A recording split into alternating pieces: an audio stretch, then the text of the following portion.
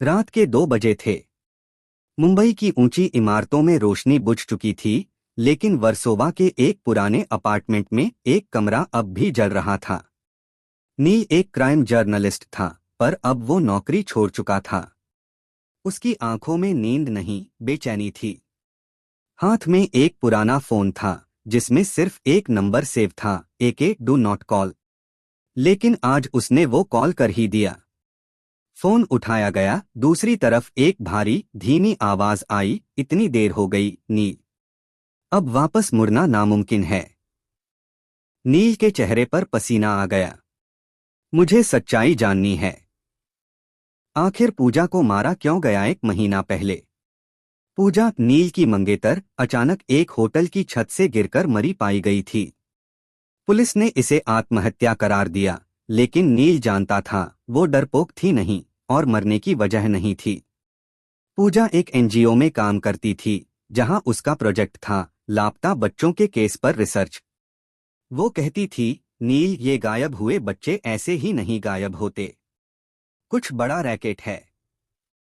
एक दिन उसने कहा, अगर मुझे कुछ हो जाए तो ये फोल्डर देखना। उसने एक USB दी, जो आज तक नील खोल नहीं पाया था, क्योंकि उसमें पासवर्ड था, और पासवर्ड वही जानता था जिसने पूजा को मारा था। नील ने पूजा के पुराने नोट्स खंगालने शुरू किए।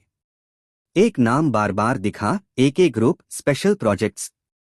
AK ग्रुप एक बड़ा कॉरपोरेट ग्रुप, लेकिन स्पेशल प्रोजेक्ट्स का कोई जिक्र उनकी वेबसाइट या मीडिया में नहीं था। बस एक ही तस्वीर थी, एक ग्रुप फोटो जिसमें पूजा किसी ऑफिशियल डिनर में शामिल थी। उस तस्वीर में एक आदमी को नील ने पहचान लिया, आशीष खुराना, एक हाई प्रोफाइल वकील जो अब राजनीति में था। नील को याद आया, जब पूजा ने AK ग्रुप का जिक्र किया था, उसने कहा था, ये लोग सिर्फ बिजनेस नहीं करते, ये इंसानों का सौदा करते हैं।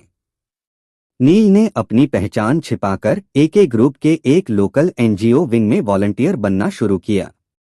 वहां बच्चों को पढ़ाया जाता था, लेकिन हर शुक्रवार को कुछ बच्चे गायब हो जाते। उन्हें ट्रांसफर किया गया, ये जवाब हर बार मिलता। एक दिन नील को एक कंप्यूटर पर लॉगबुक मिली, जिसमें हर ट्रांसफर बच्चे की डिटेल्स थी, नाम, उम्र, और साथ में एक कोड SPX13। नील ने ये जानकारी एक पुरानी दोस्त, इंस्पेक्टर रिया सिंह को दी।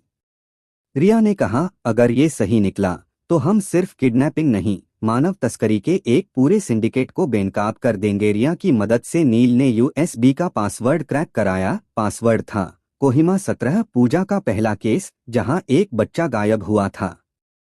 USB में वीडियो क्लिप्स थे, गुप्त कैमरे से रिकॉर्ड किए गए मीटिंग्स, जहां AK ग्रुप के लोग बच्चों की नीलामी की बातें कर रहे थे।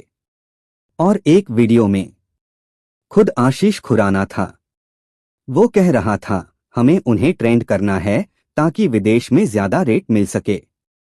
नील की आंखों में खून उतर आया। ये लोग हैवान हैं। रिया और नील ने तय किया, सबूत सीधे कोर्ट तक पहुंचाए जाएंगे, लेकिन उससे पहले प्रेस कॉन्फ्रेंस करके मीडिया को सच बताया जाएगा। लेकिन उसी रात नील के अपार्टमेंट में आग लग गई। वो बाल बाल बचा, लेकिन USB जल चुकी थी। फोन बजा, वही number, AK do not call. आवाज आई, एक और चाल खेली तुमने नील। अब जो बचे हो वही पछतावा है। लेकिन अगर USB की कॉपी तुमने बना रखी है तो रिया अगली होगी। नील ने फोन काटा। उसकी सांसें तेज थीं, लेकिन अब डर नहीं था। नील ने पूजा की पुरानी डायरी पलटी, उसके पीछे एक कवर में एक और चिप छुपी थी।